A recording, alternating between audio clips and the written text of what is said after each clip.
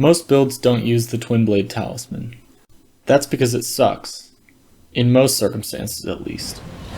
It turns out there's some unique properties of spears that make it not just viable, but very powerful.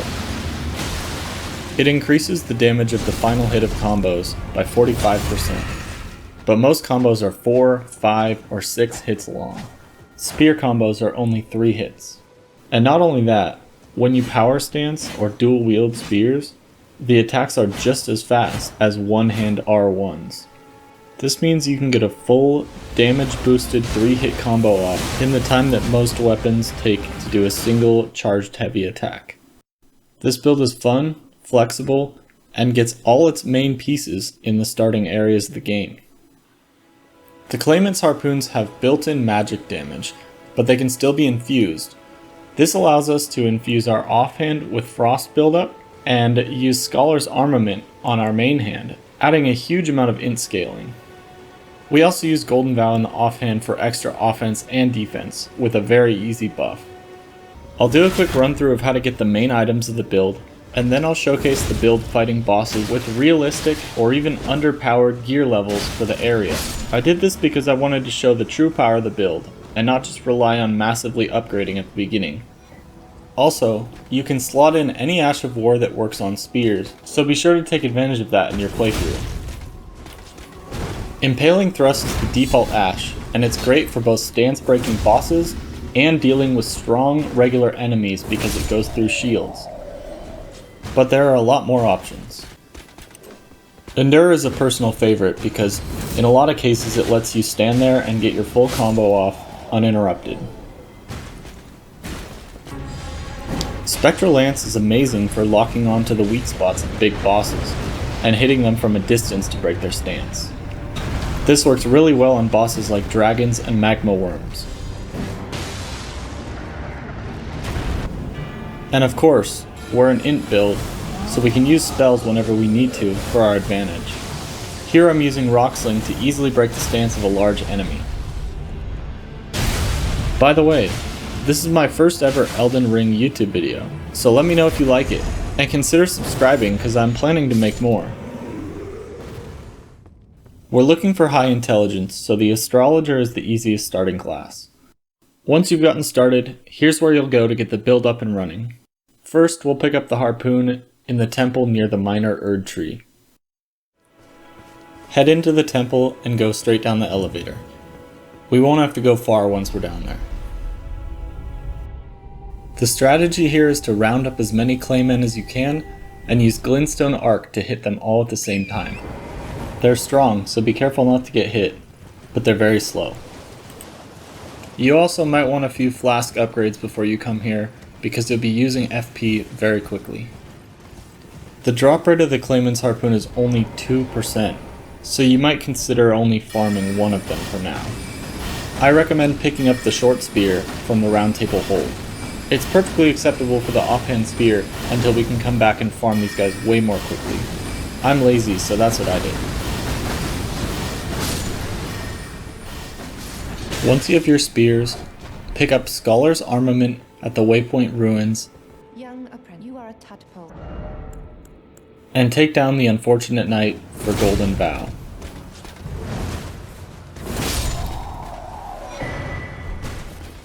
And finally, pick up the Twin Blade Talisman behind Castle Morn.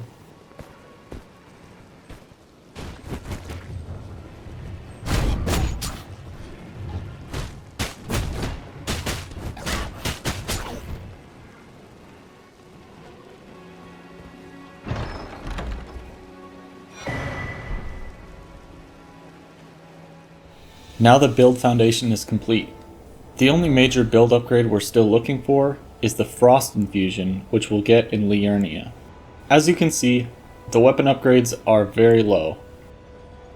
I recommend upgrading your weapons higher than this, leveling up more, getting better armor, and using Spirit Ashes for this fight.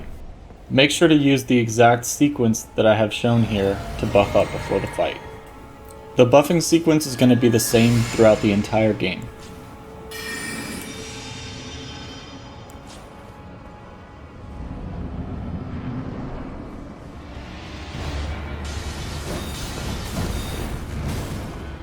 During the fight, use your regular combo to do the most damage, and use Impaling Thrust to close gaps and to do stance damage.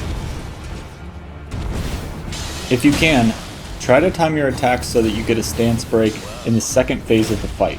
Carefully timing your stance breaks and critical hits is massive for this build, and many others for that matter, because it allows you to interrupt and beat down bosses when they're at their most powerful. You'll see me do this in several of the boss kills. You have extra control over your stance break timings with this build, because Impaling Thrust does a lot more stance damage than your standard combo.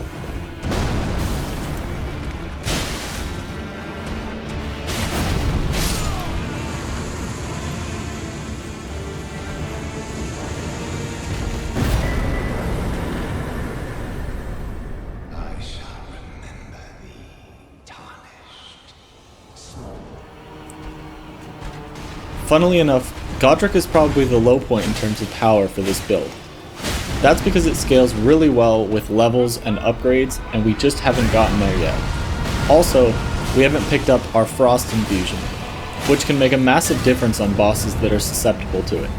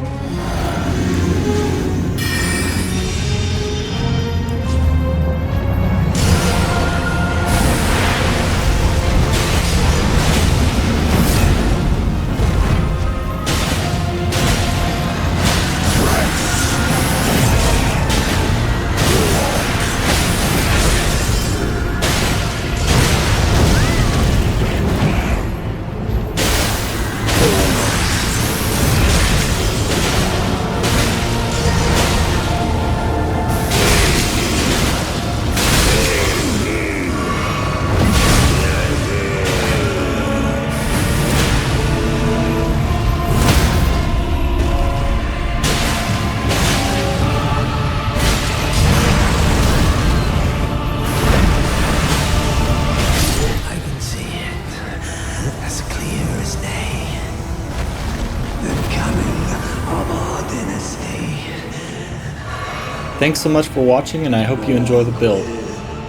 Let me know if you like the format, and make sure to post a comment if you try it out.